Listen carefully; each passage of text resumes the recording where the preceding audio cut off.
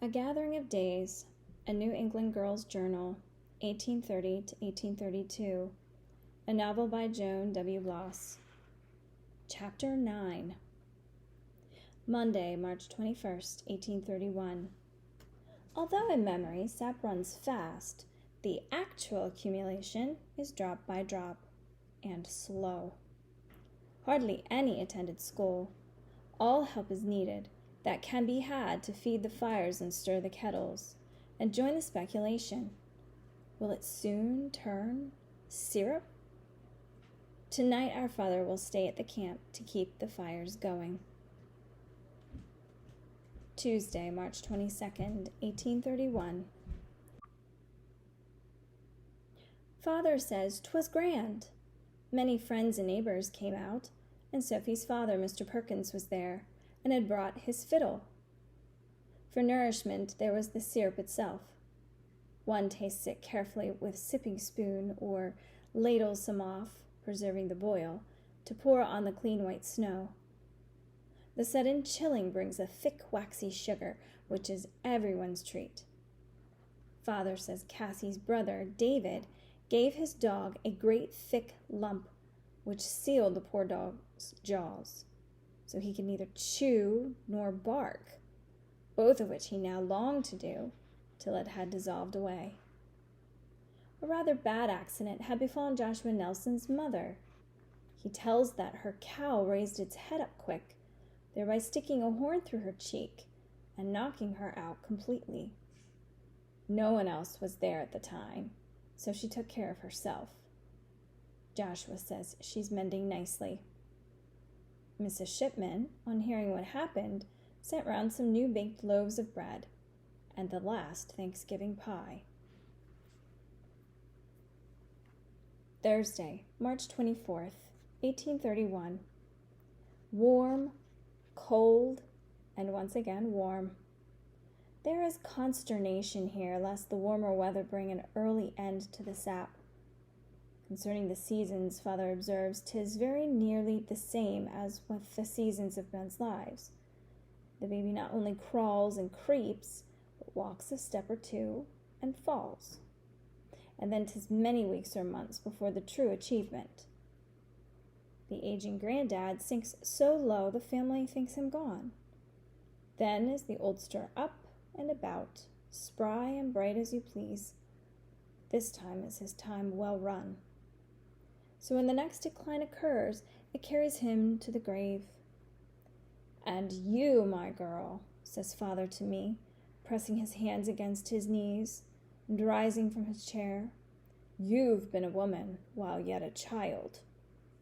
Well, we shall see if time or contrivance restore sweet youth to you. A chill passed over me at that. I yearned to protest that I was happy, would have it no other way. Something in his manner bade me hold my tongue. Friday, March 25th, 1831. Let thy speech be better than silence, or be silent. Dionysius the Elder. Mrs. Shipman's receipt for mincemeat. A pound of meat, suet, sugar, raisins, currants, each. 6 large pippin apples, 1/4 pound citron, 1 ounce of cinnamon, 1 ounce of cloves, the same of nutmeg, a quart of brandy, and a quart of wine. Sunday, March 27th, 1831. As feared, the sugaring was halted early by the quirky weather. That is ever the farmer's lot, who must be grateful when fortune smiles, resigned when she turns away. It is good that a new and lively topic is offered for conversation. Indeed, I think it fair to say that no one talks of anything else. Truly is Priest Fowle's sermon forgotten in this occurrence. This Tuesday past, as we have learned, an elegantly appointed coach appeared in Meredith. It bore but a single passenger, a gentleman in foreign dress, who asked in perfect English whether a Mr. Jeremy Preston still lived thereabouts. That is Sophie's granddad's brother on her mother's side. On being told at Mr. Preston's location, the stranger said he had business with him, but would not reveal its nature. By nightfall, everyone knew. It happened that many years ago, Reverend Williams bound out his youngest son to the merchant Preston. One night the boy returned late to his lodging, he having spent the evening in the company of girls. For this offense he was whipped next day, as was to be expected. Nevertheless, the next night he ran off, taking with him some $300 from his employer's desk. The theft was discovered with the boy's escape, and he was traced to Portsmouth.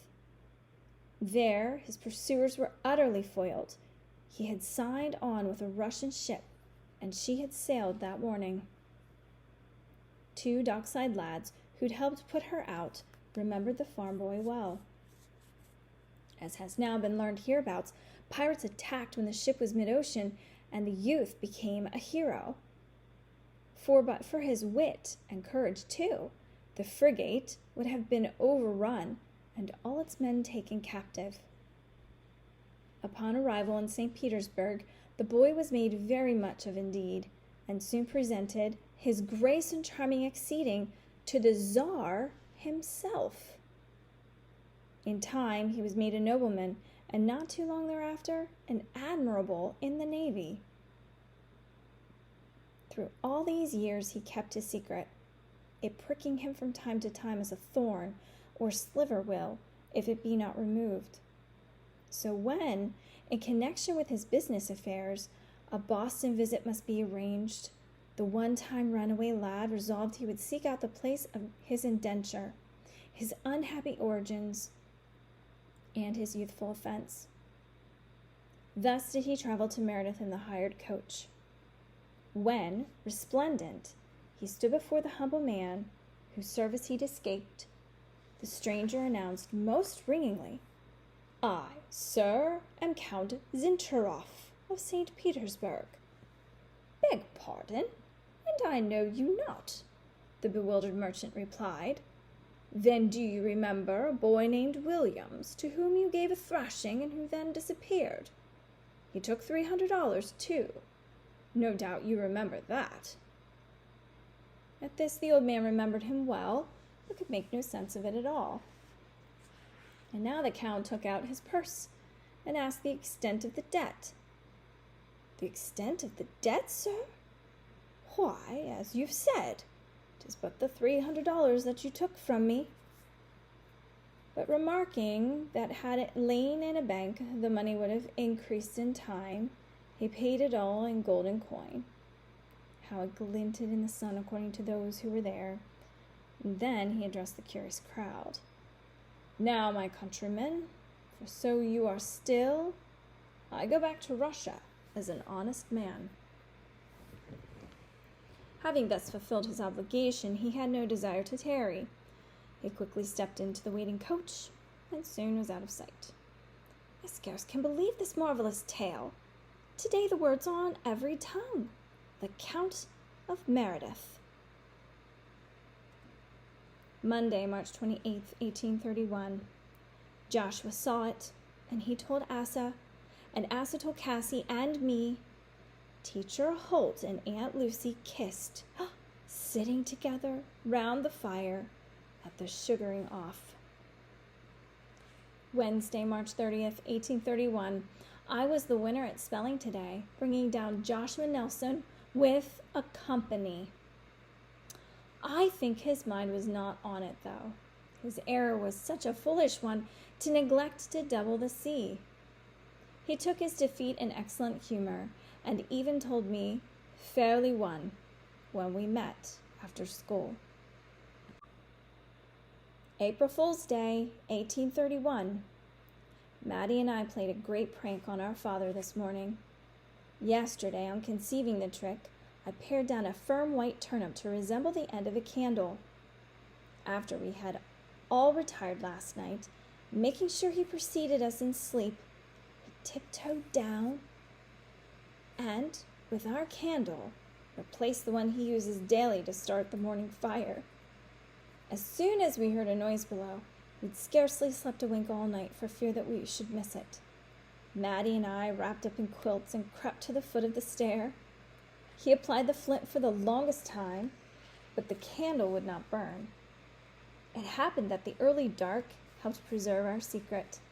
Although he peered at it several times, he did not detect the replacement. Now indeed did he lose his temper, calling on spirits of every sort, and cursing the damp of a springtime morning, which made the wick, or so he thought, so stubborn and refractory to the flint's persuasion. Of course, in time he took hold of the thing, and the sport was out. We were helpless before our laughter, and though at first he pretended wrath, he quite soon joined in. "The best prank ever," he then pronounced, and added with mock severity, "The next time thrashing awaits such sisters as make the father the fool." Monday, April 4th, 1831.